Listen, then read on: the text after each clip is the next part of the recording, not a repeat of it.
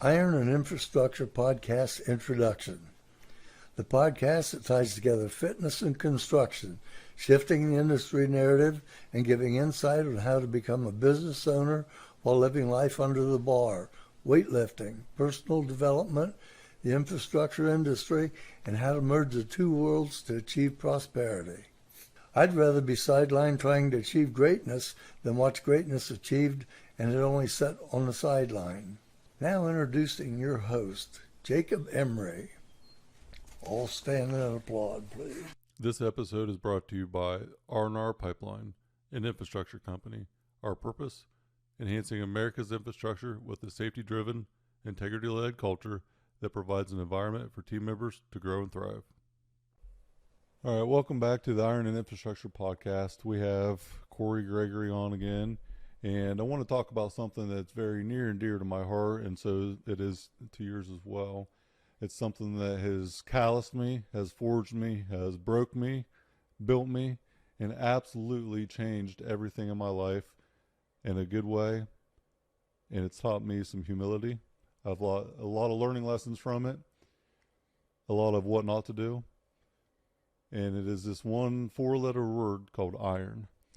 The iron is something that builds my infrastructure, builds your infrastructure, and anyone that lifts, it builds their infrastructure in a very high level.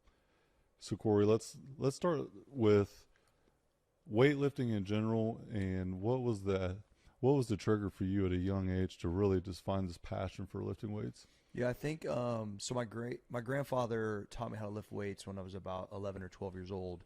But if I really think back, my first memories of exercise. My mom was doing Jane Fonda records when I was a little kid. What's the time frame? Probably 80, I don't even know, 80-something, early 80s. And then she was using her bread rolling pin as an ab wheel. That's awesome. Like literally like the thing so she would far make, ahead of her time. She would make dough with. Yeah. I remember her using that as an ab wheel, which is pretty epic. Yeah, it is. And my old man... I don't remember seeing this, but said he was a 300-pound bencher and he weighed like 160 something. Yeah. And we had plastic weights and shit in my garage. Yeah. So I just remember that happening. So like the plastic weights with the sand Correct. in them, yeah. And I remember him just stacking them, skinny bar, whatever. So I remember that happening when I was really young, like probably like 5 or under. But then I moved in with my grandparents when I was 12. I was like in 6th grade, I remember. And he kind of ended up being my dad because my dad wasn't around a lot. And I just remember wanting to spend time with him and wanting to be big and strong like him. My grandfather at his height was almost 6'3" and walked around about 240, 250. Big dude. It's very similar size to you. And so he looked larger than life to me. Right. And he was just a guy who always held his word, very old school, did coal mining but settled in construction. And I just remember him coming home every day and lifting weights. The funny thing is, when I think back to our routines, he only knew how to do like 6 exercises. Yeah. That's irrelevant, but he consistently did them, which was another thing I picked up on. Yeah. And so I think it really became, he said this, it'll make you stronger for sports, it'll help you build confidence, and the ladies like it too. And I was like, well, where do I sign up, Papa? So what was your pain point for you? Was it being skinny? Was it being I think smaller? I think like anybody, you wanted to build confidence. I wasn't really getting picked on or anything like that. I was a halfway decent athlete, but I wasn't that big of a dude. So I think the thought of being able to be strong like the guy in the muscle magazines, and then or be strong like Papa and get a chance to build confidence, to me there was no downside. Right. And then as soon as I strung together, I think it was just in a few weeks, Jake, I started to see, I always talk about in every book I've ever written, that one delt cut, which it might have already been there. I might have just finally wore a tank top and noticed it. But that's irrelevant. It was, I think, the point of, I noticed myself getting better. And that addiction, and it is that, an obsession, I started to create in that moment of, wait, if I just come down here every day with my papa and do this, I think I can get better. It's literally that. It's literally that. 12 years old, so 6th grade. Yeah, so I lived with them between 6th and 7th grade, and 5 days a week. And we had a little, a thing down, because he had a finished basement, but only we had a basement, and the ceilings were real tall because he built the house. So they might have been 8 or 9 foot ceilings, but he only finished half the basement, and the other half was where his shower was, where his weights were, and it was just like concrete floor. And so we just had a little thing over there where we would like write what we did, you know, very like old school, like regular type of lifting, curls, reverse curls, forearms, shit like that. But yeah, I just remember like his whole thing it was always consistency and, you know, yeah, just trying hard. It wasn't really that complex, but I think because I saw like what it yielded, I was like, wait, I can do this. And then when I moved away, it was like a mile down the street, but that's where we got the trailer. I didn't have, you know, any weights in the trailer. I had a bar, but I ended up lifting in my next door neighbor's basement. That was like my gym. And then I would lift with him sometimes too. But then I haven't missed more than a week. And I would say it's probably more than 3 or 4 days since I was a sophomore in high school. So I missed the whole summer my freshman year because of sports. I thought, I don't know, back then they didn't know as much, right? But then I just made a decision, no more of that. I came into my sophomore year, and I've been consistent ever since. So I'm trying to think, you know, I was probably 13. Maybe I was probably even younger than that now that I think about it, because I had old maroon red sand weights. So they're plastic on the outside, had like sand in them. And mine were gold. Yeah. So same setup, real skinny bar. And I remember like the bench was so close that I could barely get like my shoulders in between it. And this was at a very young age. And for me, it was just like, I just don't like who I am. You know, there was a pain point, obviously, being the fat kid, you know, I talk about it at length, and just being triggered by not liking the person that I was. And then being called lazy also. So having both of them dynamics and like, man, I just got to do better. And then it just formed this like calloused, I can't live without it type of deal where I'm such a better person because of it. And when I don't do it, then that's where I really start to become different. You know, just we're kind of irritable, kind of just off balance. Like it just, nothing. Something didn't match up when you doesn't didn't do feel it. right. Yeah. I think for me, Jake, if I really think about it, I felt like I couldn't control my other situation being that young. So like I felt like people were looking like I was less than because of maybe my financial situation or my parents weren't together, which was kind of uncommon at that time. So I think there was a lot of things that I was angry about, or the way my dad was treating my mom, or the money situation, whatever. But I could control that I could make myself stronger. And I clearly started to see that I was stronger than my friends. And my consistency was breeding more confidence. I think there's a Gregory confidence that's an undertone anyway. And I think my youngest son clearly has it, and I clearly had it. But all of those other factors were not building that up. And I think that lifting then replaced that, because I had a heavy bag. I had, you know, access to some weights. And then obviously I played some sports, but the reality is lifting, I was able to channel that anger, I think, into something different. And it definitely like helped me a ton. And then there was 2 guys that were really serious lifters that lifted in a garage like a couple miles from me. And I was probably a junior in high school when I got to go train with them periodically. And I got to see grown men that knew how to lift that were actually intense. And they had something where they was supersetting like crazy all the time. And if they set the barbell down, it's almost like they had like a rule, like it couldn't sit there for like fucking 5 seconds. I mean, I swear to you, they were setting it down a curl. The next guy was grabbing it. It was like a speed of intensity in just the drop sets. And like it was, and these dudes were yoked up. And so I just remember thinking like, it wasn't powerlifting. It was like intense bodybuilding though. And these dudes were, you know, none of them did it for their living. They just did it to build themselves up. And so I got that. And some of the incline curls with the twist came from those guys. I'm still using some of these protocols. It's unbelievable. Well, you mentioned the basics earlier, and if you did nothing extreme, we do extreme shit now. But if you just stuck to the basics over time. Oh, yeah. It's insane. Squat, bench, deadlift. It's compounding interest like everything else. It is. And you can always add more weight on the basic movements, and that's it. That's you have to really show up, dude. That just like the drinking water, the first, like there's certain components that just will never change. Doesn't matter how you lift, how intense. Like at the end of the day, I show up to lift every day that I'm supposed to, which for me is Monday through Friday. I do things on the weekends too, but like here at the gym, I'm just here. Sometimes it don't look that great. Some days I'm Superman. Some Most days I'm we not. don't want to even really do it or be here. But I don't even think about it otherwise. I don't either. You know, whenever you said that, I think a couple of years ago, you're like, you know, I just don't have any emotion about it. I just show up. There is no my emotion. alarm goes off. I just get up and go do it. There's not a decision-making process. When you get, that is such a freeing, like powerful thing, because I don't either. I don't think about it. If my alarm's set, like there is no, you know, not getting out of bed. Unless I'm unconscious and don't, you know, hear it. But if I'm that's like rare. got super hammered the night before and I went to bed when I normally can get up, which doesn't happen super often, but it does happen.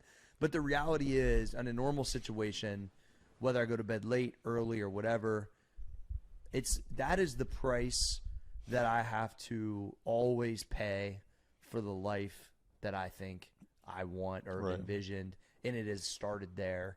And since I started, whether it started at 7, which was a really long time ago, but since it was 5 and then evolved to 4 well over a decade ago, that there is nothing that has contributed to my success or well-being or any of it more than that, because it set the tone. Somebody said something the other day. I was listening to an interview. They were like, find me somebody that gets up early and trains every day that's probably not just a little bit happier and a little bit more successful. Dude, you do I don't know anybody that's like, I'm fucking miserable and I do this practice. I just don't know anybody that way. Never met somebody. And you think about like challenging adversity, you know, situations in life. Every day before 7 o'clock, we have had an hour or two with the weight. We are up earlier than 99% of, you know, people. And then personal development. Before 7 o'clock every day, I got an hour and a half with the weight, hour and a half personal development. Almost before 7 o'clock. Well, I would say the competition, the camaraderie on top of those things too, Jake. It's a brotherhood. It is a brotherhood. It's different. And it could be a brotherhood even if you only had one other guy. Right. Like just a training partner, which is important because there's accountability there too, right? Yeah. So I think it's one of those things where there's and I've already, you know, thought about these things a lot over the last couple years as our crews went up, down, sideways. But the reality is, at some point, everything has its run time. And there'll be a time where there is no 4 a.m. crew. And I'll look back and go, whether I'm still going by myself and it's on the island or I live somewhere else or it's still here, whatever that thing is, it's like there is such a like unique thing going on here for such a period of time that helped everybody that was around it grow. Yeah. And I think we saw a lot of that by the West Side guys when they've reflected back. Yeah. And that actually Tony helped. talks about it at length. Yeah, and that helped me a ton, I think, understand what we have going on here, which is really cool. But yeah, I'm super thankful for it. And once again, a lot of things I took from Louie, like when you walk in the gym, you're Cory. You're not whatever else has happened in your life. It's just so much you're diversity just lifting, with the man. group. Yeah. Backgrounds. I mean, just ages, you know, experiences, dynamics in the workforce, what we do for careers. There's so much diversity. Yeah. But when you walk in that door, no one gives a shit about your background or how much money you have. We all walk in with the same looking hoodies, putting chalks on our hands, like chalk on our hands. I'm getting my ass kicked constantly, so you know I must not fucking care. Right. I'm trying to fucking win. I'm tired of getting my ass beat by Treadway and your ass and fucking John. But it's like, you know, it's one of those things where I'm getting humbled every day right out the gate.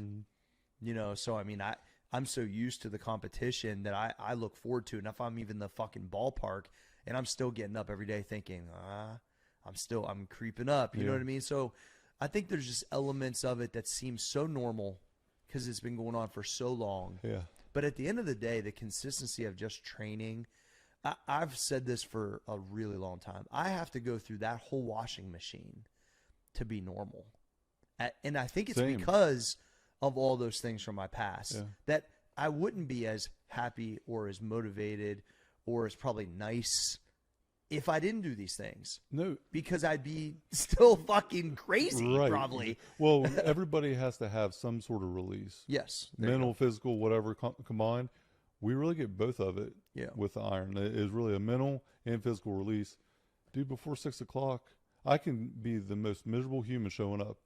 But by the time I leave, I'm good. Yeah. And so you're at least better. Right, better, yeah. And I cannot tell you how many times in my younger days when I was in a lot of trouble. So I was basically, told I need anger management, probably 18 to 20 years old. I should have been told that probably. Well, I had quite a few events that showcased that I did need it. And after a couple months, I was pretty happy. Yeah. And it was right around the what the hell are you doing with your lifetime frame? What was different? Well, I was training 3 or 4 hours a day. Yeah, it changed So I wanted to, I was a miserable person walking in that door. And between hitting the weights in the morning and then getting my ass kicked by Dustin and the boxing crew, I was pretty happy going home. Yeah. Right? Everything really changed from that. Now, the anger management that I was portrayed to need was sitting down and talking to someone about it. And it was what I needed. I needed to have that physical release. I was a lot happier going home at that point than I was going there. I don't know anybody that, whether they start walking a couple miles a day, and it could be through the woods, it could be whatever, like, they're going to feel better when they're done. Right. Lifting weights is obviously a passion of both of ours, and I would argue, like, I don't think I'll ever not lift weights to some degree. It's like it would be virtually impossible for me to give it up at this point. It's just been such a part of my life. As long as I'm physically capable, I'm going to be doing it. Yeah, and there's sometimes I've questioned it from time to time, but then now I'm on another run Right, again. that's So it. it's like, but the reality is, it's just contributed such a happiness to my life that even if it wasn't my job, I would still be the maniac guy that lifted weights. It's not my job, right? Correct. Yeah. But I still like have such a passion for it. Yeah. So you've been doing it for 30 years, probably consistently. Yeah. So I was looking back, like, I figure professionally, it's been my job since '99. Yeah. So that's like 25. Right. And then another 5. So I've had 30 years probably without missing more than a week. So something that's not really talked about for a lot of people, me and you have been in this game for a long time. Mm-hmm. Me and you don't look, with our shirts off, we do not look like normal people, right? And I would argue you don't look like a normal guy anyway. I probably look like a more normal guy. And then when I take my shirt off, I'm undercover jacked. Go ahead. Next statement, Jake. So the long game, the consistency is something that, is referenced, but someone that's just starting out has to understand that we look a certain way because of that long game. Yeah. We have experimented. I remember writing training for myself for like 3 to 4 years, when I was training by myself, doing my own thing. And I wrote my own training. It became a stressor on me because I would dive so deep into it and want to change it. And I would want to do too much. Coming back to 4 a.m. crew is an absolute relief for me because now I show up and follow train. the get stack. Yeah, it's such a nice thing now. But it took years of evolution, years of trial and error, failing. So people that are just starting out have to understand there's a reason why you only take one step at a time, right? Yeah, like sure. we talk about the hydration being the first thing, mobility being the first thing. We're not going to advocate for someone to go squat 400 pounds. No. And they haven't lifted weights before. You got to start very, very small. But the compound effect and the wins, then eventually you're going to do things you never thought were possible. Yeah, 100%. So starting out, expectations can't be that high. Unfortunately, it's the reality of it. You have to be They shouldn't be that understanding. high for what can be accomplished and honestly what you're going to get out of it Right. from a standpoint of like, you're not going to look like you in fucking 2 weeks.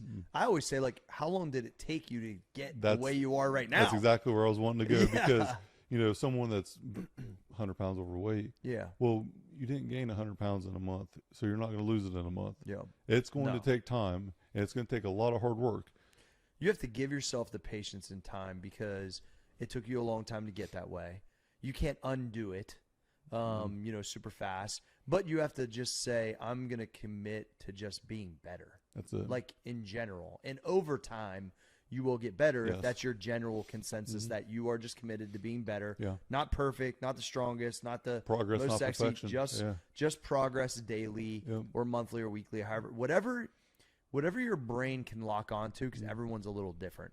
Whether it's some people want to do push-ups, pull-ups, and walk, and they say, I can do a few of those each day and walk a half mile, and you know that that's something that in your personality you can do, do it. And then elaborate on it. So I'm always like trying to figure out, for some reason the lunges was like that for me. I don't like running. I don't dislike rucking now. Like, I think it's kind of cool. But there was no like conditioning that I said, yep, I enjoy doing that. But for some reason, the lunges were different, and I look forward to them.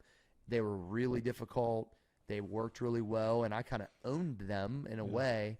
But it was like, I think even me being a professional at it, I still was searching for what is something I can really be consistent at. That's what I'm always trying to. What do I like to do that's still difficult? Because I don't like CrossFit. I understand CrossFit. I respect CrossFit. It's difficult. I'm not that good at it, but I don't like it. Yeah. So I'm not going to stick with it. Right. And you have to find out what is version 1 that so-and-so can do and actually not dislike so bad that they actually could tend to look forward to it eventually. Yep. I think there's some strategies with this whole thing that you need to try to figure out, especially early stage. And that's why the basics are very important. What is the best training? What is the best diet protocol? Best the one you'll follow. It's the one that you stick to, right? And start small, experiment, stick it out for a few weeks. If you don't like it, adjust it. I think the 4-week cycle for the training change is very, very important. I think science says after 6 weeks, if you don't mix it up of some sort, then you start to and I would say, like, for us, it's after 3, we start to go, oh, we're ready for something new. Yeah. But 4 weeks seems like most people can get their brain locked on. I can do this for a month, and I get a new one next month. Right. And I think for people that don't really understand a lot of training, that's probably or even that do understand training, that's a good cycle to be on. And here you go. We're at get stacked to 115, which is 115 months, which is what, 6 years, 7 years of it? I don't even know how long. It's a lot, though. Yeah. So it's like that's the way we operate. That's the way I've operated for a really long time, and it just continued to work. Because the long game, the consistency is the long game on everything. Building a business, building money, building your body, building it's literally on all of it. And so it's the easiest concept but the hardest to execute. That's why I think people don't go far enough to figure out their strategy to execute a consistent life. Because same thing with anabolic fasting and all these things I figured out that are complex to some people from a diet standpoint. It's because I was trying to find, God's sake, something I could follow and still have a little bit of a lifestyle. And so all of these things that I've come into from content in my business were me searching for a better way for me to be able to stick to it, so then I could teach other people how to stick to it. And I think that maybe a lot of people don't do enough of trial and error. You are your own experiment and your own science project. Please look at yourself that way. That is 100% what it is. And then you need to figure out what makes me feel better. Yes, that's it. What makes me feel better? And get addicted to feeling good. The process. I'm addicted to the process because I know what it yields. I feel good. I feel younger. I have abilities of my confidence is up so I can go pursue things that I've always wanted to do. And so I've continued to build these processes around my life to try to enhance my life. And they have. So why would I stop doing them? Right. As crazy as they look from the outside in, they keep working. Yeah. So it's not the accomplishment of 11 magazine covers, something like 13, that? 13, okay. Who's counting? Hey, I cut you short a lot. We got 13 Those magazine two covers. of them, I was struggling, Jake. Come on. Magazine covers, bodybuilding shows, powerlifting meets, all the accolades, to showcase how dedicated you are to the craft. And for a drug-free athlete, how much success you've had over a long period of time. But the magazine covers and all the accolades are great, but they're not the accomplishment. The accomplishment is every day waking up. It's feeling a certain way. If you had to describe your perfect day, if I did this the other day, I was talking to someone about your perfect day, and they asked me what mine looks like, and I pulled my calendar up and I showed it to them. Every day is a perfect day because I love what I do. Yeah. My lifestyle is not dictated on everything else. I dictate my lifestyle because it's my process. It's what I want to do every day. I want to come in here and lift weights. Same. It's not I need to, I want to. It's something I desire to do. Yeah. Now, I don't always feel like it. Hell no. I'm tired and exhausted like the next person, but I'm a much better person when I leave. And I was half asleep for the first 15 minutes today, I think. Oh, yeah, for sure. Yeah. Today was one of them days early, right? The bar felt heavy. It did. Literally the bar. Some days when walking in here, I don't even know how I'm going to move, how to get a certain way, right? It takes me 20 minutes just to warm up. But every day that I come in here now, I'm normally the first or second one here at 3:30, 3:40. And the first 15 minutes, what I really am here for is gratitude. Yeah. Because it does It's have an quiet, too, at expiration that date. time, yeah. Yeah. It does have an expiration date. It And does. while I'm warming up, I'm more present than I've ever really been in any facet of my life. West Side, I was there. I started out at the bottom, and by the time I was done there, I had worked my way up pretty high. And I remember the first day that I beat everybody on benching that one day. I think it only happened once or twice. Yeah. And I was pumped. Oh, yeah. Like you I win didn't- anything there. If I was even within 100 pounds of a motherfucker, I was happy. So I beat Lee, who is Lee's strong. mid-50s now, 180, 200 pounds maybe, Yeah. at 500-pound bencher, like strong as shit. And the day that I beat him, I walked out of there with my chest puffed. Hell yeah. I let him hear enough. I didn't let him hear it all because I knew next week he's probably going to kick my ass. Lee's So strong. I had to, had to be patient with that. But overall, the iron will teach you so much. Oh, yeah. And it'll teach you about the teamwork, the culture. We've trained, the old school gym and Westside Barbell, two of the most elite gyms you're ever going to find. But it really speaks to a lot of our humble beginnings. Yeah. The old school gym, you walk in here, if you go into the bathroom of the old school gym, you question your life if you got to take a shit, right? I love the bathroom here. But it is old school. Oh, yeah. Everything about it. And like today, you had something in your eye and we were talking about like shit falling off the ceiling. You don't know what kind of craziness is in here. But it's kind of like that humble I was beginning. like, I think I got some fiberglass Yeah. in my eye, Jake. But you think about like the trailer stories that you talk Yeah. about and the humble beginnings. It's a reminder. It of is a dude. reminder because we're never going to be able to escape what our environment was growing up. And it's why we are who we are. 100%. Dude, here's the thing, too, is, what's interesting about kind of how my path of business is I had a 30,000 square foot, really like pretty facility in Denver that I, was part of my company. And that was not my dream gym. Yep. That was Brad's dream gym. Yep. And, I didn't live in Denver and I wasn't at the corporate office.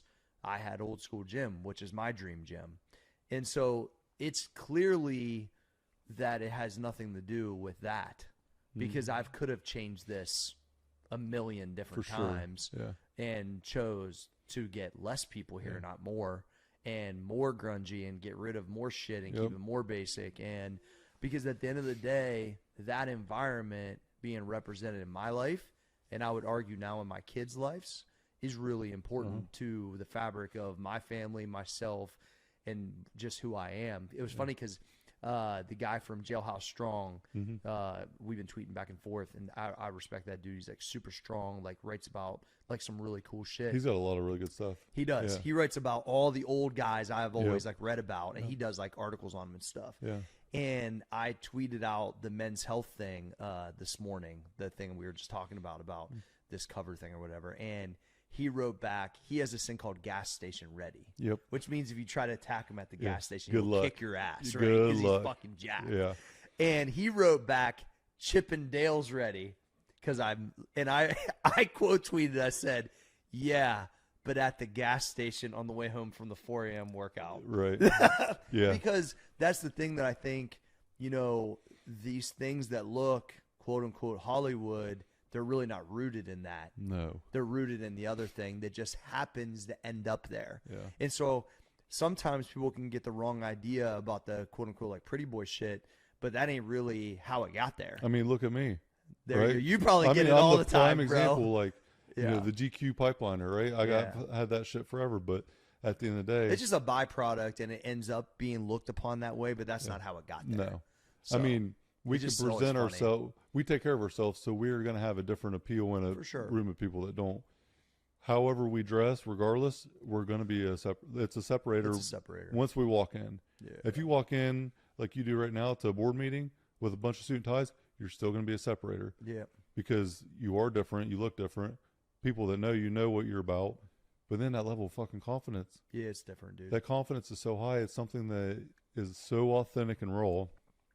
It's an insecurity for a lot of people. I've been around a lot of really confident people that didn't lift weights too. But it's funny is the thing. But did they have some sort of fitness release or anything? That's where I'm going at is that every other piece of their life they were extremely confident in, or at least perceived to be. But the only thing they ever wanted to talk about was that part. Right. Because that was the part that I clearly had going on, Right. and that they aspired to or wondered why they couldn't get it all together because they were high-level performers that had way more money and success, but just couldn't lock that part in. And it was like one of those things. I was like I'm like a magnet of them trying to fit. Like, okay, I would leave these meetings always with their email sending them something. It was unbelievable how it happened. I know it's been happening to you too. Yeah, 100%. It's almost impossible. So to my point of your point is that whenever there's a clear separator when it's in a physical nature, it's almost like a thing that people cannot get past because it's so apparent. And I'm not even like a big imposing figure, but I think because of just being put together and having true confidence, not fake fucking confidence, but actual earned true confidence, people are either scared of it and it makes them feel super insecure even when I'm not attempting that, or they're drawn to it and they want to know how they can bottle up a little bit of it. And I've had both, or at multiple times in my life, and it's it just never changes. It's always a separator. It's a huge network builder. It is. So a lot of the network that I've built recently, it's acknowledged right off the beginning, like, oh shit. It's almost like impossible, especially with how big, like tall you are too, Jake. You're so big, it's almost hard not to, no matter what the environment is, for somebody not to comment on it. Right. So your answers back, I think, are really important. Well, because that ends up getting to me, but it's not usually the first thing. Yeah. With you, even with us, it is. Yeah. Fuck you, look at Jake's big ass coming in. Right. Like, it's always a thing for you. So that interaction is really, I think, would be a little bit trickier than mine. Mine ends up there eventually, but a lot of times it's not the first thing. Well, it becomes awkward. No, I'm sure it's so very awkward. Like, I knew we were in Miami for a association event earlier in the year, and I walk up to a group of guys that I know very well that are very, very successful, and they call me the GQ pipeliner, and they're with a group, maybe 3 or 4 guys that I didn't know. Yeah. And that was my introduction. That's your acknowledgement. Intro. Yeah. And then like everyone gets really weird about it, and it's like grown ass men. I just kind of take it. You just got to make fun of it, basically. I make fun of it, play it off, or sit there for a minute, and I go do something else. Like I don't understand it, because I'm still the same person I was 10 years ago. Yeah. But now my confidence level is much higher. My physical stature is much different now than it was 10 years ago. But the authenticity of who I am now, I think, is really where the insecurity, like the whole entire insecurity thing, probably comes from just me being another dude. But when I show up, I'm physically imposing. My confidence is authentic, and I want to help other people. Yeah. So whenever someone hears me talk about helping other people, they probably think I'm full of shit. They probably think, who's this arrogant guy that's coming in here looking all GQ'd Well, it's up? easy to jump to conclusions. It is. Too. And so it's whenever I help people and I'm genuine about it, it catches them off guard normally. Well, I think that's honestly a little bit of a you almost have to operate that way to kind of like head-on collision that other thing that's being thrown at you. And I've figured that out too. Like because that's a lead for me in a lot of ways. It's easier to kind of downplay it and try to obviously continue to offer value to people, because then it kind of takes down their wall of like, oh, this guy probably thinks I'm not disciplined. He probably thinks, oh, I'm eating this hot dog. Like, I'm not paying attention to what anybody's doing. No. So that's their own insecurity creeping in. But I do think it's because we're on the extreme side. But I think that some of the things we talked about earlier of just like finding what you can commit to, being patient with it, and then just really trying to focus on how you can feel better. And then the other stuff will start to take care of itself. Like, you start to get addicted to like, wait, I don't really want to eat pizza on Wednesday or drink fucking Busch Light, because the next day I'm not going to perform or feel as good. I want to get quality sleep because I feel better. And then when I come home, I still want to cut wood and don't want to kick my dog and yell at my wife. I mean, there's all of these things work on top of each other. And so when you start to string together some really quality days, and then you're like, yeah, I'm going to have some bourbon with the homies, drink some beers, watch the game. Body doesn't react the same way. It's almost like it propels you in to wanting to be good again. You build that foundation of strength, that foundation of grit, and then, you know, a Friday, Saturday night of having bourbon. Yeah, you're isn't loose a gonna hurt little you. bit. No. So I think it's like moderation with anything. Like I think you need to be focused and serious about whatever that is for you to execute to make you feel better and be consistent with it.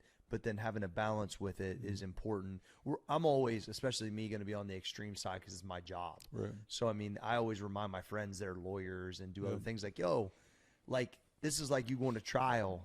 Like, this is why, you know what I mean? So, like, this is my gig. It's most people's hobbies, but it's not my hobby. Right. And so I have a different set of rules for myself and expectations. So, that, you know, that kind of goes, you have to kind of look at that a little differently too. And what works all the way for you doesn't work all the way for everyone. Like you said, you know, figuring out what works best for you. Whatever you can be consistent at, if you're consistently getting better, that is the best program, the best lifestyle, because it's really not about the diet. It's not about the training as much as it is about the lifestyle and the process. Figure out what fits your lifestyle and what makes you love the process. It is the day-to-day joy that we get and the strength that we get out of this over time that really propels us in every other facet of our life. It feels like it's been such a lifestyle for so many years that I don't even, once again, I don't really like think about it any other way other than like, you know, Rachel, my wife, would want to do something on like a Thursday night. Let's say, oh, let's go out and do this or do that. And I'll be like, I just have certain rules I've operated by. And that's just what I'm dedicated to. Once again, with the lens that it's my job on top of it, right? So I'm here to train, but also that's part of what I do for work. So there's another layer of discipline that has to be needed for me. And I just have really done it for so many years. I don't really think about it. But I think I would argue that even a beginner needs to get to something to that point sooner than later. If they commit to, I'm going to walk a mile. There's no other, because it's no really about the points. habit. It's really about developing the habit, not about what you're actually doing. Correct. So I just talked to someone the other day that drinks a lot of Diet Pop, and the person was telling me, like, I cannot quit drinking Diet Pop. It's a stress, you know, relief for me when I have it. If I'm in a stressful situation, it's like the go-to, right? Some people's food. This person was Diet Pop, and they're like, I've tried everything. I've quit before and went back on it, and then I told them, I was like, let me help you out. Drink a bottle of water for every Diet Pop that you have. I'm not taking any Diet Pop away. You drink as much as you want, but you have to match it with a bottle of water. Yeah, that definitely help. 21 days of that, right? So it's just forming the habit, because it's not just the pop that's the issue.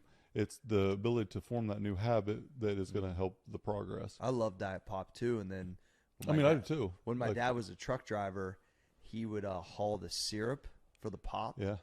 Can't even go through the city. You have to go on 270 because it's hazardous material and concentration. Yeah. He told me that. I was like, okay. Yeah. Well, like Diet Dr. Pepper. I love Diet Dr. Pepper. It's my favorite. Like Diet Coke. You know, I mix it with my bourbon. Yeah. You know? But once again, in moderation. Moderation, right? It's okay. I'm not doing it every day. No. Right? A few times a month, whatever. But it doesn't affect my body any. No. Everything else that I do around it has propelled me to, I can handle that. And there's times where I've probably drank way too much and woke up and felt completely fine because I was already hydrated. Yeah, of all the other my stuff. Nutrition's not out of whack.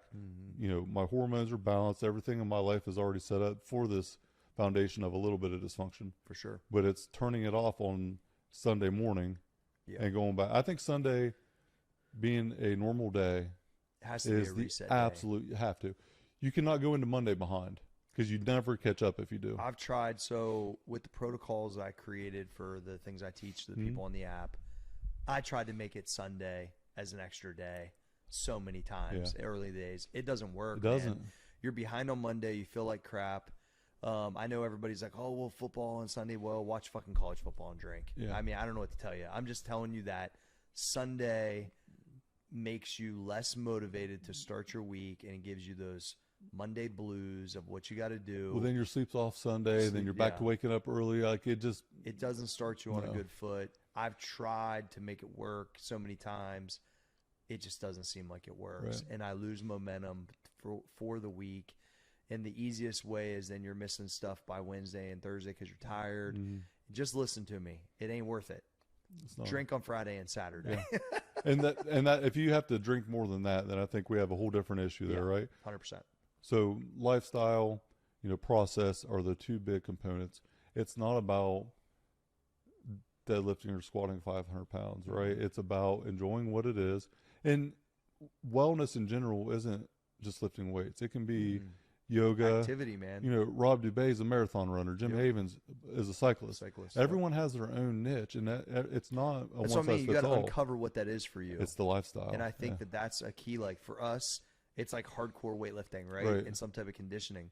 But the reality is, for some, it's mostly only conditioning, or it's boxing, or whatever it is.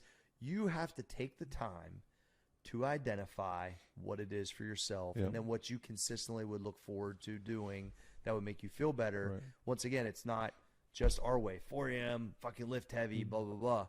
There's a version of that. It might be 7 a.m. and ride the fucking Peloton. I don't really care as long as it makes you feel better. Right. My wife works out 4 or 5 days a week, sometime during the day, mid-morning, afternoon, whenever it fits her schedule. She's in great shape and she loves it, but it's what works for her. Yeah. But it's consistent. It is. It's consistent. That's all that matters. And she knows that she's better off when she does it. She enjoys the process of it. Everybody's better off when they do. Right.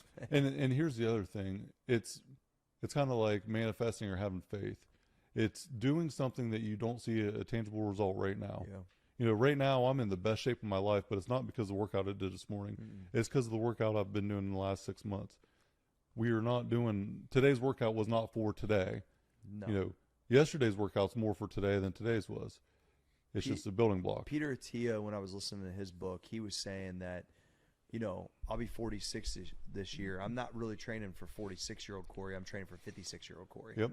Because what I want to still be able to do at 50 or 55 or 60, I have to train now with understanding that I will still be strong and be able to do those things. If I do not train for that, I will incrementally lose muscle and a percentage of ability, balance, strength, muscle mass, all of that each year, no matter how you try. It doesn't matter. Everyone does it as they get older. You're just consistently basically dying, and you are trying to mitigate that as it happens. And that's what I think about. Do I still want to be able to try to do jump rows when I'm 50? Do a treadway? Do I still want to be able to do whatever with my kids and lift weights with them, still compete? That's why I have zero room to miss right now. I can't miss the conditioning. I can't miss that. I can't risk certain things. Like, it's just what it is. And so that's all with the thought process of living a full life, 70s, 80s, 90s. Right. And I see myself as the old guy that, can really do whatever he wants. Is I still been able to live a pretty full life, right? Well into my 40s. So yeah, there is a lot of research now that I've dove into, that it's not just the obesity that hurts a lot of people, that kills a lot of people. It's the lack of muscle mass. It's muscle mass. It's your lifeline, dude. It is the lack of foundation. Yeah. So, just like Josh Akers, whenever he first came to R&R Pipeline, he had hit a plateau. He lost a ton of weight, and then he hit a plateau. And I said, Josh, throw the damn scale away. Quit being so anal about how many steps you take in the tracking. Yeah. Focus on getting stronger. Lift weights, man. Don't look at the scale, though, because the scale might not drop. But that's okay, because you're building density. You're building a foundation.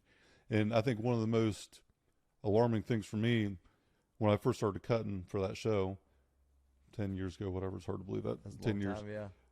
I didn't lose any weight for the longest time. And then the scale started going up, but I'm leaning out fast. Yeah. I couldn't figure it out, and eventually it all started to drop. But my nutrition was on point. Everything was dialed in. I'm building muscle. Yeah. And I'm not. You were just actually that. eating enough protein, probably. Yes, I was actually just eating the right amount of food and enough food for Yeah. me to build muscle, and I wasn't doing that before. Yeah. And it was one of them things I never understood or didn't realize until later on. This commercial break is brought to you by the Pipeline to Prosperity newsletter. What are you putting in your pipeline to be successful in Iron and Infrastructure LLC production? But there's always the element of trial and error. There's always the element of what fits your lifestyle. Gotta be patient. But you also have to have the grit and determination to change. There is no magic pill. At the end of the day, that's the message that everyone has to understand there is no magic pill. You have to figure out what works for you, but that's not an excuse to be lazy. No.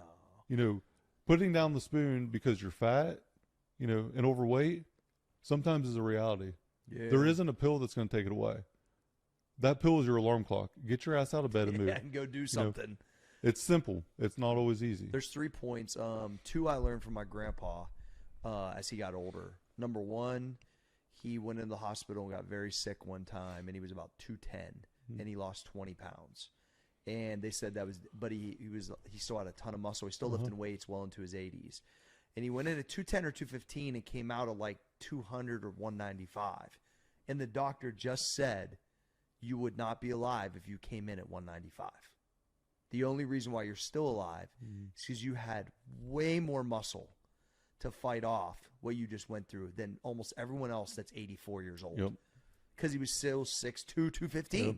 Still could pull down sets with 170. Still was bench pressing good weight. Like, he just was different. Yeah. The second one was when he had his second knee replacement. He wished he took care of his legs better. That dramatically changed his quality of life. When his legs got weak and he could not get back, it's almost like he did the second knee too late in life, and just the rehab just got away from him. Like, he just never got his legs back. And he's told me that was everything, because what happened was both knees were replaced, and he had an inner ear problem from the war. So his balance was a little off. His feeling was off. Like vertigo? Do you have vertigo, or do you? It wasn't vertigo, but he was in charge of shooting down suicide bombers, and his head was on one of the guns when it went off. And so it like deteriorated. It was like so bad over time it deteriorated his eardrum. And so between his knees and that, his balance was a little off, and then his strength was off, and the things that would normally counterbalance each other, they were both gone. And so it was like those were the 2 main things he said when it came. So like, once again, whether it's walking, running, or whatever, that activity and combined with some muscle mass is truly your lifeline. I mean, it is what it is. And so that was one thing that I really grabbed from him as he got older, that he was like, Cory, listen to me. These 2 things are so key to the long game, the true long game.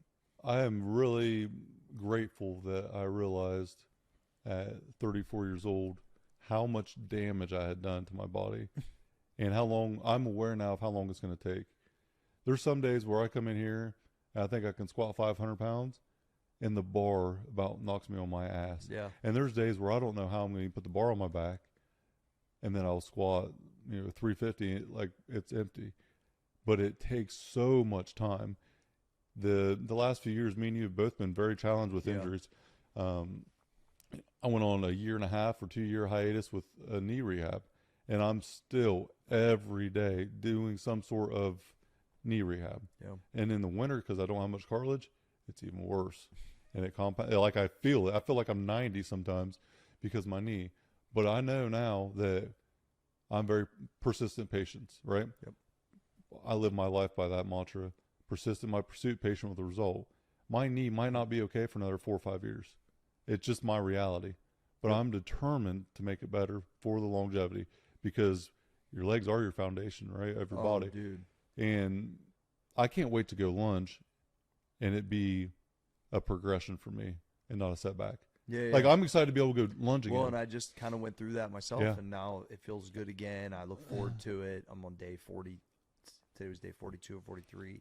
The other point I forgot to mention was, like, I think that I've seen so much happen by being a consistent individual, and that goes across everything, whether it's my body, my business, relationships, whatever, right? If I add consistency to it with the intention to get better, it normally gets better.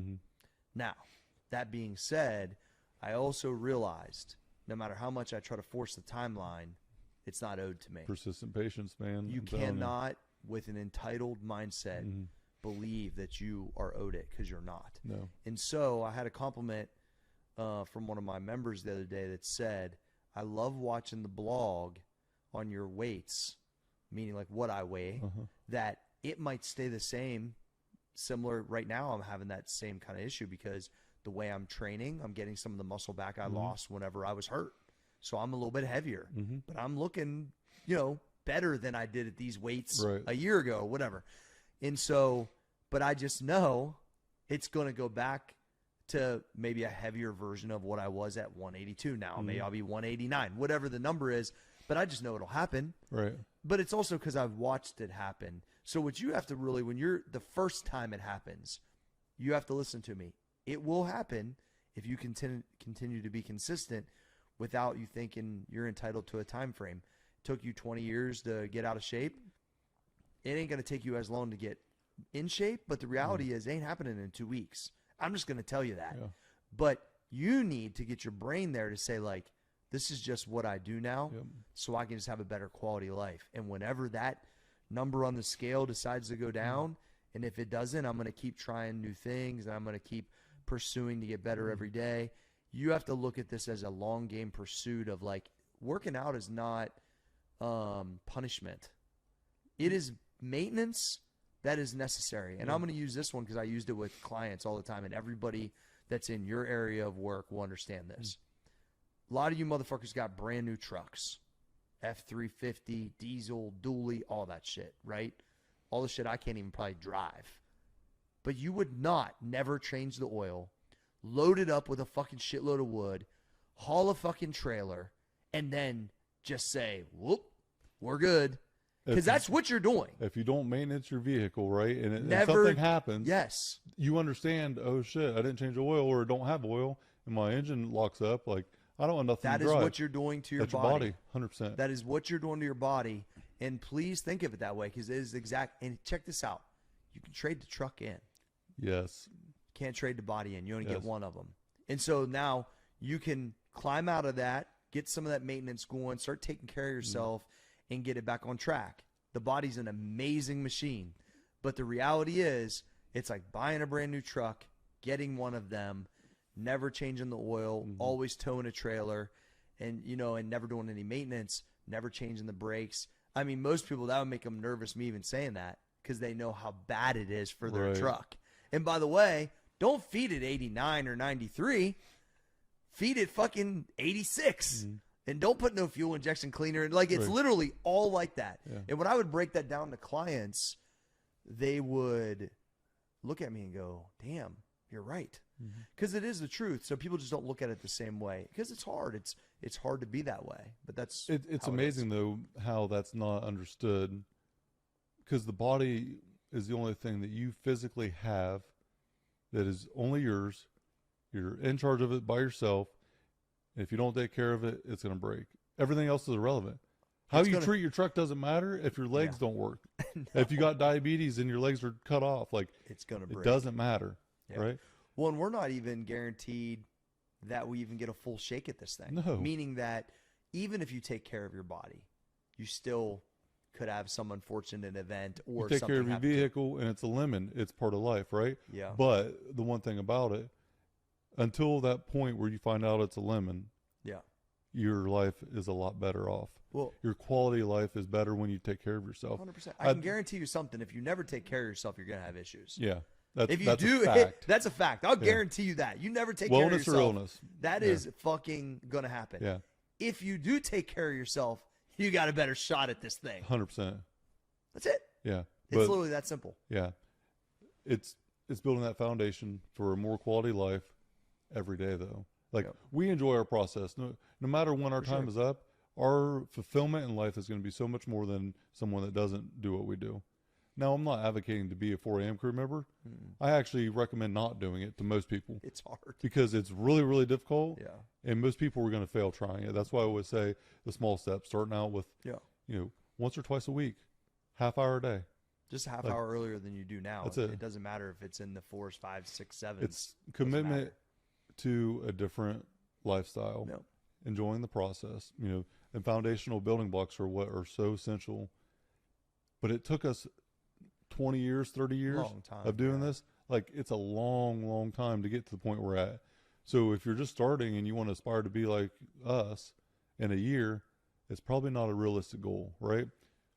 Something that's just repeatable, that is a little bit more uncomfortable than what you got going on right now will help you a ton. You're going to build a lot of confidence through that too. Yeah. And like for me, the way that I look is a side effect of my discipline and my diet and everything. I'm in better shape now than I've probably ever been. Since we met, I've probably never been in this good a shape as far as my physical appearance. Mentally, better than I've ever been. Yeah, it all goes hand in hand, bro. Right. Physically, I still have so many issues I'm working through, but everything else is dialed in so that when my time comes to smoke Treadway on Wednesday morning squatting, which is going to happen one of these days. Treadway. I can't wait till I out squat him. It's going to happen. Just wait. Think about this, Jake. I don't know how much vacation your guys get at your work, but let's say 2 weeks, right? But they clearly have to go to work every day. I think because it is my job, I probably view it the same way. And that's really how probably most people should view it. They're going to have a certain amount of days they're going to miss.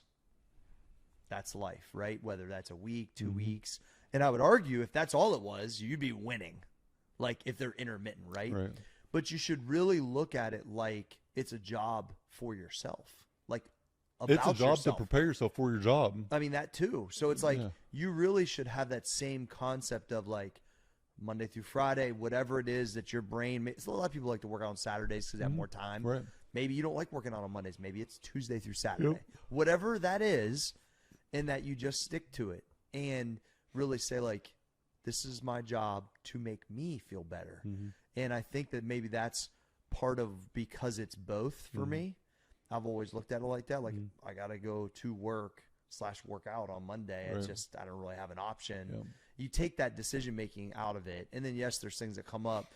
So I would look at it like in a good way, this is part of your job for you, not for the company you work at, not for your own company, but maintenance on yourself to make you feel better. Because I would also say a lot of people just don't take enough time for themselves. Sounds like real selfish and all these things because you got kids, you got all this. I got all that stuff too. But the reality is you got to take care of you so you can take care of others. What's the return on investment, right? If we don't do this, our return of ourselves to everyone else is a lot less. And it's not, I'll help you if you help me. I'll help me to be a better person for you. Yeah, so I can help them. That's it. Same with like our family. I do what I do selfishly because I'm a better person when I do it. And if I'm a better quality person and I'm able to provide more and give more to the people that I care about, yes, it's a win. If I go to bed at 11 o'clock, like I did the other night, like Sunday night, 11 o'clock, I'm still up. I wake up at 3 o'clock. Not because I want to, because it's what I need to do at that day. But in general, I want to do it because I'm a better person. Doesn't mean it's every day, though. We're still human, even though a lot of people don't think we are. You know, how do you wake up that early? I set my damn alarm clock. It's not rocket science, right? I love that. It's doing the thing, though. Yeah. And sometimes that thing is tough. Oh, I would argue that it's most of the time it's tough. But what's a lot more difficult is being 150 pounds overweight and maybe not having enough time to save it. Yeah. Because just because you decide to change your life doesn't mean you have enough time. If you live a certain way for so long, doesn't always mean you come back. It has the opposite compound effect. I don't know. I think that it's easy to say because we've done it for a long time and we know what it yields. But, you know, I would argue that if you're just sitting there listening to this and you really just don't like your physical appearance or you don't like the way you feel, what do you got to lose by trying just a few small things to try to contribute to making you feel better? Right. And hopefully you string it together for a period of time where it makes a big difference in your life. Yeah. And, you know, there's just no reason not to try. So I will start small. Yep. Be consistent. And then string together a bunch of wins for a year. And then at the end of the year, you know, you're faced with, okay, I don't know what to do. Because there are certain times where we get to a point and it's like, okay, what's next? Yeah. Right? We hit our ceiling of understanding.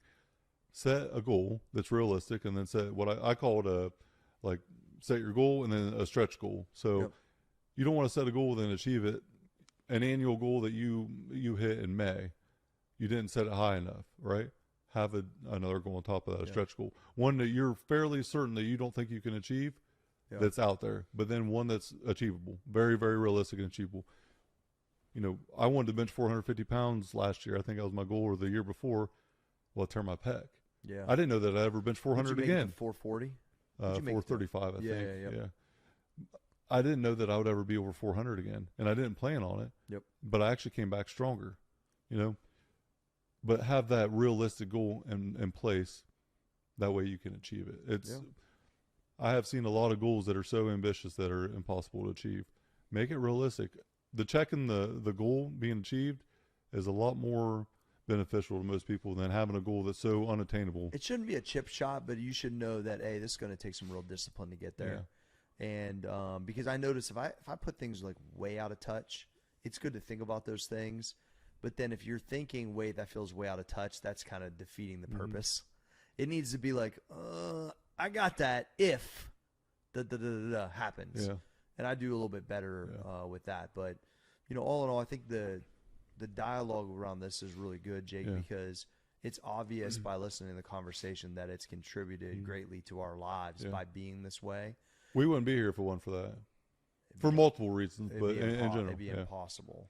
I would argue if my grandfather doesn't teach me how to lift weights, I don't know where I would be, bro. If I wasn't a fat kid getting picked on, I probably wouldn't be sitting here. I wouldn't be taking my shirt off every day. I just wonder what – it's hard to tell what path I would have ended up down. So I think both of us could have ended up much different people.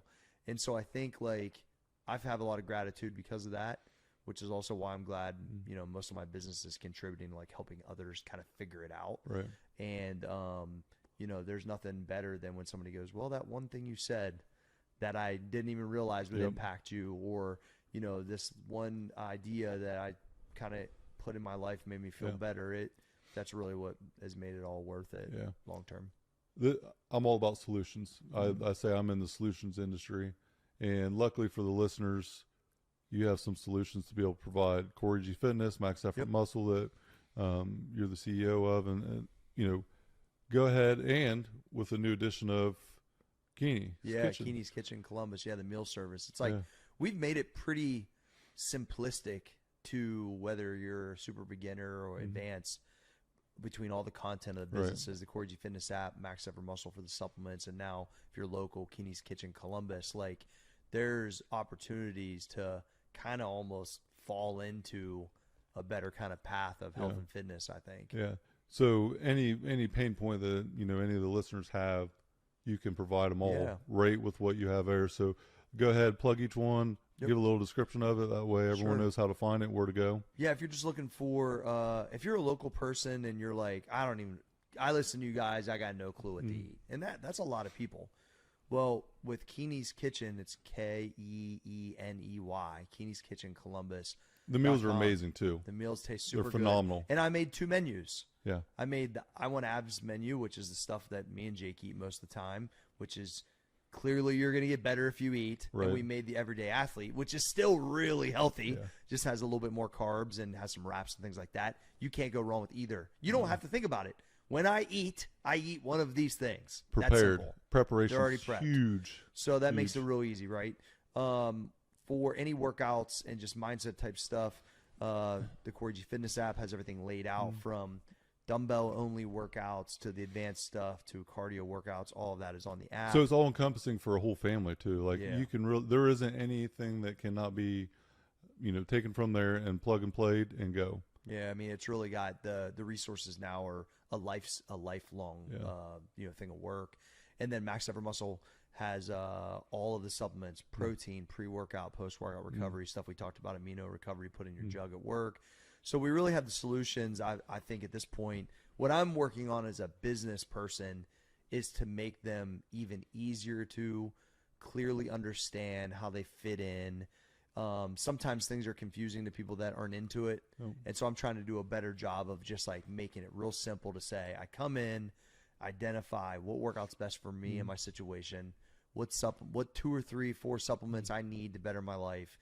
And then obviously with the meals, it's pretty self-explanatory. But that's something I'm really working on, is to simplify the process. Well, and you've done such a good job about making it about lifestyle. It's thanks, simple.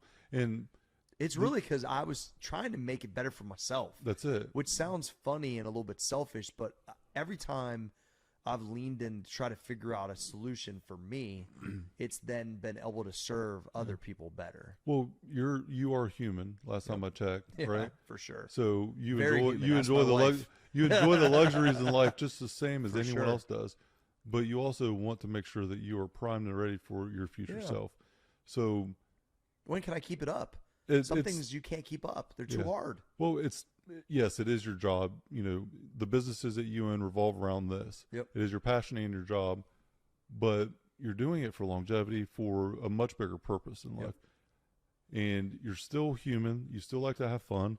You're not this dude that's, you know, bringing Tupperware everywhere, 7 meals a day. Like, I was that you guy. created everything It's because not of a sustainable. lifestyle. Yes. Yeah, it's not sustainable. Yeah. I just knew that the things that were difficult for me, how could I ask somebody that it's not their job to do? And that's why I created all these things that I think are still difficult because they're not just eating pizza every day and not training. I mean, clearly. But the reality was I was trying to find solutions for people that care about their health, want to get better, and that can stay on it, which is why the lifestyle piece is so important.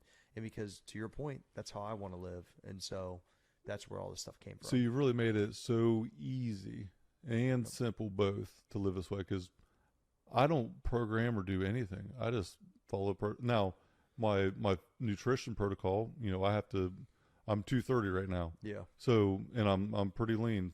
I have to take in more calories than the average size person. Yeah, for sure. But it's still all revolved around the same dynamic. Yeah. So Cory G Fitness app, you know, the amount of content and training protocol in there, no one that signs up is going to be able to go through all that in their lifetime. No. Nobody. No, we're so trying to make much it more value. easier digestible because of that. I think it's overwhelming. There's sometimes. so much value in there. It's going to showcase all the training protocol, where to start, how to do it on a daily basis, everything.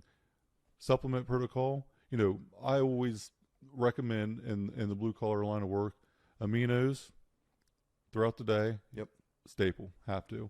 Greens, because most people don't eat enough vegetables. Greens are that's a sneaky. huge It's key. good, man. Yeah. So the greens are always something there. You know, for me, I have to have pre-workout. You know, I'm not really conscious till I take it. Yeah, same. But if you never did anything else outside of the greens and the aminos during the day, you know, if you eat red meat, creatine's not an absolute have to. Yep. I put creatine in my jug, you know, 2 scoops every day. But I highly recommend at least starting with aminos for the hydration part. You know, water is aminos, boring. greens, and protein. Pretty much anybody that's around because our protein tastes good, whether it's the regular tri-blend or the plant. Like, once again, you're at the cupboards at night, you don't want to eat something bad, you can make yourself a protein shake, and they don't have to taste bad. Ours don't taste bad, so it's like amazing. Still better than, you know, eating chips or whatever. So I think that there's, once again, some strategies that you can just put in place to kind of help not self-sabotage yourself, and that's what I try to do, is create a lifestyle where most guys and gals can be like, well, I can eat the way I'm supposed to for 4 or 5 days because I know I'm getting something at the end of that week, and you've earned it. It feels different. Yeah, feels different. A lot of people understand their why behind wanting to, you know, change, but the what is very difficult. Yeah, but it's really simple with what you've done. Yeah, you know, you have the food, the supplements, the training, how to do the nutrition, the content for mental, you know, enhancement. Personal development, big, like it's all in there. To keep people motivated, man. Like, and I think that my passion of all these years and having a place to put it all has been really awesome. Yeah. And as I go back through the library that's there, because we've been doing it since 2015, coming up 9-10 years of just putting content there clearly almost every day. It's been really cool. So yeah, it's a resource. It's inexpensive, $15 a month, and you can get a lot of what you need there. So everything's there. Yeah. So what you have developed is not training, nutrition. It is a lifestyle enhancement from every facet of your life. Yeah. Outside of career path, you are in the business of developing people. I believe that to be true. I just don't know if they realize that coming in, Jake. Yeah. I think that's why I've most recently kind of backed off that piece, because that's the piece I really like doing. But I think it's a little bit intimidating. Right. I think once people start getting down a road of like feeling better and looking for more, then that stuff starts to become glowing a little bit more. Right. And so I've kind of like, that's how it started originally, right? So I've kind of returned back to that because I think that that's, you know, people come upon that content because now they're ready for it is different than me sending it to them before they're ready, in my opinion. So I think that that's, but the true change comes with all of it, though. Right. I think. So, Iron and Infrastructure Show, the Iron has helped you develop your infrastructure personally over years, and now all the listeners have a chance to jump on ship and join what is such a good lifestyle. Yeah, thanks. So I'm not going to plug any of it as a one niche thing. It is a lifestyle. If you want to enhance your lifestyle, training, nutrition, content, personal development, Cory G Fitness. Appreciate All the that. supplements, Max Effort Muscle, Keeney's Kitchen for all of the food prep. Yep. It is a one-stop shop now. Yeah. Just 3 different sites. I need to figure that part Yeah. out. Yeah. That's what I'm trying Yeah. to do is condense it all so it's Yeah. truly a one-stop shop. But that's the plan over the next 12 to 24 Right. months to make it even easier Yeah. for everybody to do Yeah. that. Because I do believe we finally have it to where somebody could walk in, engage in all these, and be very different Right. in a pretty short period of time. Yeah. And the Cory G Fitness app, you showcase what you do every day. Yeah. So this isn't something you're just preaching. You're literally showcasing what you do. Our workouts are on there every single day. morning by probably 9 o'clock, Yeah. right? Mhm. Everything is laid out on the Well, app. and like even with me, like on Sunday, I wasn't supposed to eat a shitty dinner, but I did. So I wrote it like because I was. I wrote, But you I are was- so you're still showcasing the Yeah, I authenticity was right. I because- wrote that I celebrated my reality TV debut, Yeah. so I had some pasta. Yeah. So anyway, Yeah. it's real out here. But no, this was great conversation, Jake. It was. appreciate I it. do appreciate it once again coming on. Yeah. Close down the show for us. Talk about lifestyle in Yeah. general and plug it however you want. But Yeah. let's shut it down. I mean, at the end of the day, right, when you are ready to change, I believe I have the right concepts in place that you can engage in. And my goal is always to make sure that after you come to Cory G Fitness, I can educate you in potentially a better way to operate that'll make you feel better and enrich your life. It doesn't have to be my exact way, but you can take pieces of it and say, this, and this, and I can get better. And so the reality is this entire process, like all these years, this is not my hobby. This has clearly been my full-time job since I've been a young adult. And I have taken all of that knowledge and all that trial and error. Thousands and thousands, if not millions of people at this point have done my workouts all over the world. There's up to like 50 different countries on the app. And it's all there put together so you can get a better result with your lifestyle. And that's like me trying to say it in the most humble way possible, but it has clearly worked for thousands and thousands of people everywhere, all over the world. And so it's all right there for an inexpensive resource to help educate people. I'm super proud of it, and I'm always trying to make it better. We got a new app update coming up soon, but that's where you should start at. Just go to the app and start nibbing around and try to figure out what am I going to try this week. Absolutely. $15 a month. Okay. Yeah. That's 2 packs of smokes, a few energy drinks. I don't ever want to hear someone say that they cannot afford that or they can't do it. You can literally change your life for $15 a month. Yeah, that was 2 packs of Newports and a Mickey's 40s for me back in the day. Yeah. And that was probably like 1 pack or a 12 pack of beer, right?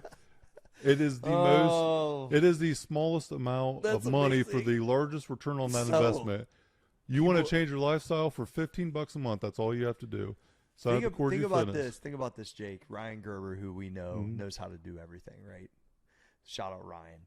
If he took all of his knowledge for the 25 years, including everybody that's in the field that's so good at these things, and they were able to put it in one spot for people to be able to come just purchase it to learn it for $15, that's basically what I did. That's exactly what I did. It just happens to be exercise, diet, nutrition, and mindset. And so somebody that's elite at their job, which I believe I'm still trying to get better, but I've proven that I can do this at a high level. It's all in there. That's what that app is. Yeah. And so that's the best way to describe it. Yeah. Full encompassing lifestyle enhancement. CoryGFitness.com, MaxEffortMuscle.com. Yeah. G, I appreciate you coming on Yeah, the show. thanks, man. This was awesome. Thanks again.